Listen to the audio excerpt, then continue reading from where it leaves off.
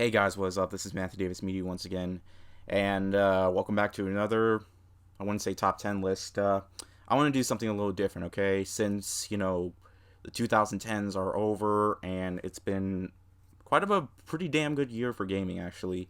I'm going to do something different. This is going to be my list on my favorite games of each year of the 2010s.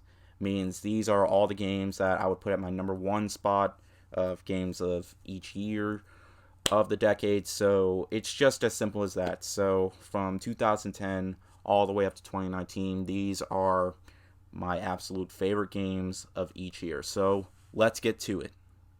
And of course, we do start off with 2010 with Red Dead Redemption. Now, Mass Effect 2 could have easily topped this, but to me, this is just everything a Western game should be because there haven't been that too many fantastic Western games. This is kind of a sequel to a game called Red Dead Revolver for the PS2 and original Xbox. It was okay from what I've heard, but this game is everything that game cranked it up to 11 with fantastic characters, story, graphics, music. It's truly a masterpiece, and it truly is one of Rockstar's greatest games. And the more I think about it, the more I probably enjoy it more than Grand Theft Auto 5. And it took almost 8 years for this game to get a sequel, and it definitely paid off. So Red Dead Redemption is truly a masterpiece with truly probably the greatest ending in video game history. It's fun, it's epic, and it started off the checkpoint system for Rockstar Games because the Grand Theft Auto series didn't have that much of a good checkpoint system. But every time you fail a mission, you could start right back at the checkpoint. That's what I'm trying to say. I better continue on before I review this game again. I mean, I could, but I already did. For 2011, I have a pretty easy choice. Portal 2. If it's not Skyrim, it has to be Portal 2. Sure, this game isn't very long. The single player campaign is like 2.5 hours, given how much time you take to play the game when you figure out the puzzles. And there is also a co-op campaign as well. Two fantastic games mixed into one. It's like two games in one, making it to this big game filled with memorable characters, hilarious as hell dialogue, making this one of the funniest games ever made. Smart puzzle solving, and it truly is a work of art and one of the best puzzle games ever made. And it's a shame that we don't have Portal 3, and Valve hasn't made that many games recently. And that's a shame too. We don't have Half-Life 3 or Team Fortress 3, but, maybe I've heard there's gonna be like a spin-off to the Half-Life series called Half-Life Alyx or something, but either way, Portal 2 is a must-play. It truly is an amazing game.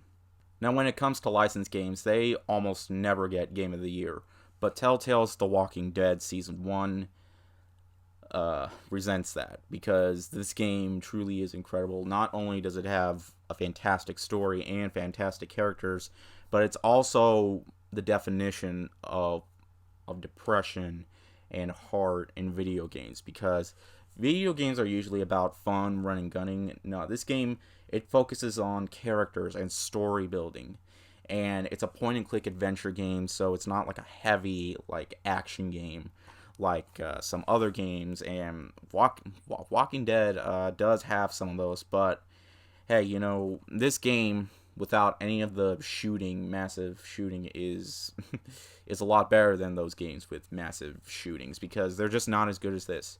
Sure, each game got kind of worse down the line, but that doesn't hide the fact that this game is one of the best licensed games ever made and is my easy pick for 2012 Game of the Year. 2013 was a fantastic year for games, and there was a really easy choice. This was a super easy choice for best game of 2013, and it's probably the best game of the entire decade. Ride to Hell, Retribution. The Last of Us. You knew this was going to be my 2013 pick. This is the reason why I started gaming. I knew nothing about this game. When I played it for the first time, I haven't heard anything about it. I never saw a trailer because I wasn't into gaming that back then. But ever since I played this game, I got it for Christmas with my PS4. I just wanted to play more games like this. Characters, superb. Story, superb. This is everything I want in an action shooter, and I've beaten this game 5 times, and it just never got old to me. It just got better each time. I mean, there are so many moments where it's really hard to cry, and we're finally getting a sequel, and I think it's definitely going to be worth it, excuse me. If, Naughty Dog can make the Uncharted series better with each game, then who knows? Maybe it might surprisingly be better. I kind of doubt it, but hey, The Last of Us, it's an amazing game, and you should check it out. 2014 wasn't the best year for gaming, but I could say it has a pretty good lineup of games, and it was kind of a hard choice, but I have to go with Bayonetta 2. This game is crazy, and it improves on so much from the first game. I mean, the first game was already amazing, but this game, it just made it a lot better, okay? The bosses were more fun, the combat, it's just everything I want in a hack and slash sequel, and we're getting Bayonetta 3 really soon, and I have this for the Wii U. Why do I still have this for the Wii U? I should have it on the Switch, but I might get it for the Switch soon. I already have so many other games for the Switch that I have never played before, but hey. But 2014, it had a good lineup of games. I mean, Dark Souls 2, South Park Stick of Truth, Smash Brothers, but all in all, this I think is the best of 2014 for me.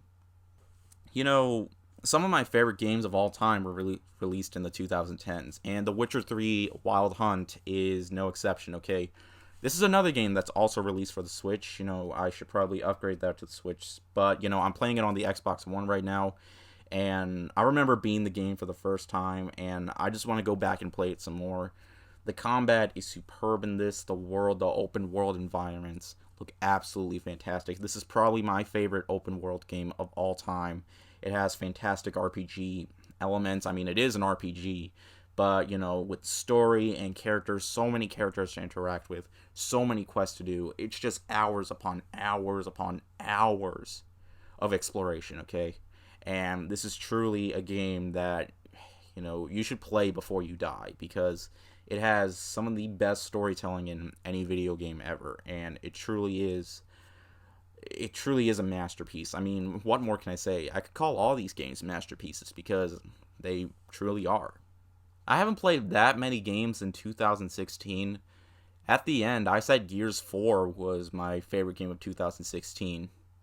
And I still like that game, but hey, it's not Uncharted 4. So yeah, I mean, a lot of people put Overwatch as number one, and Inside. While I love both of those games, there's just something about this game. It's a fantastic conclusion to the Uncharted series, not counting the spin-off Uncharted Lost Legacy. No, this is everything that I wanted the Uncharted series to have.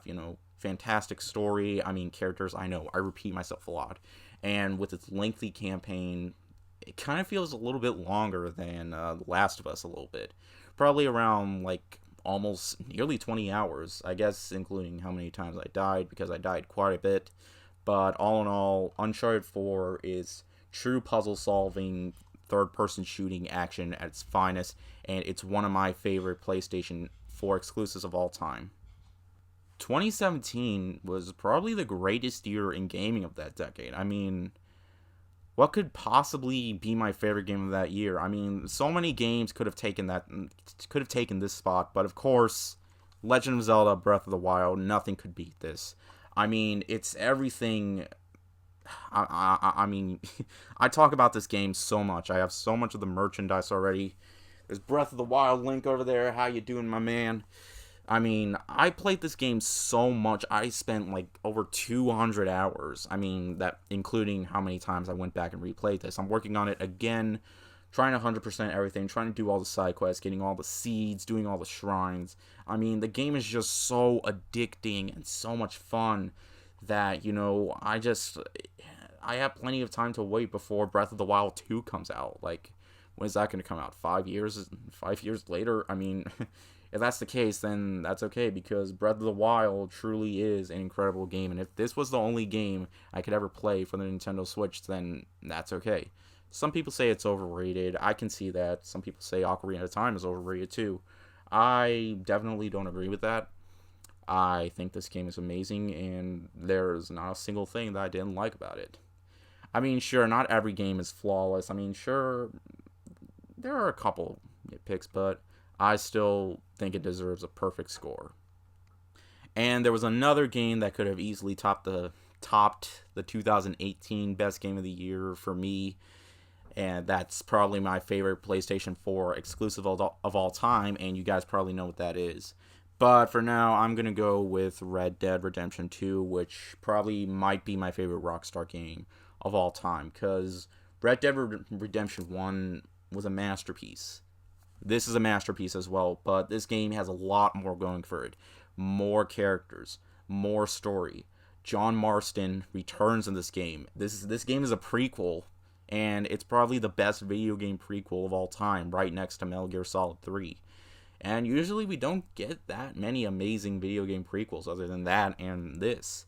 There's just so much stuff to do, and it's pretty much become one of the most played games. I mean, come on, it made a reference on South Park multiple times for its 21st or 22nd season. I don't know, but Red Dead Redemption 2 is truly a work of art.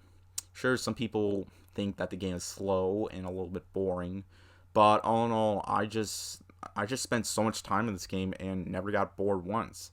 I truly enjoyed every second of this work of art. And if you saw my best games of the year list for 2019, you already know that the Resident Evil 2 remake makes my top spot. I mean, I don't really need to explain myself because I already explained why it made my number one spot. Resident Evil 2 is everything a remake should be. Alright? Improving on everything that made the original game great and cranked it up to 11, okay? Third person action, horror shooting at its finest. It's more horror and less action. Not like Resident Evil 5 and 6 where it focused more on action and less on horror. This is everything a Resident Evil game should be. It's easily one of the best in the series, right next to Resident Evil 4.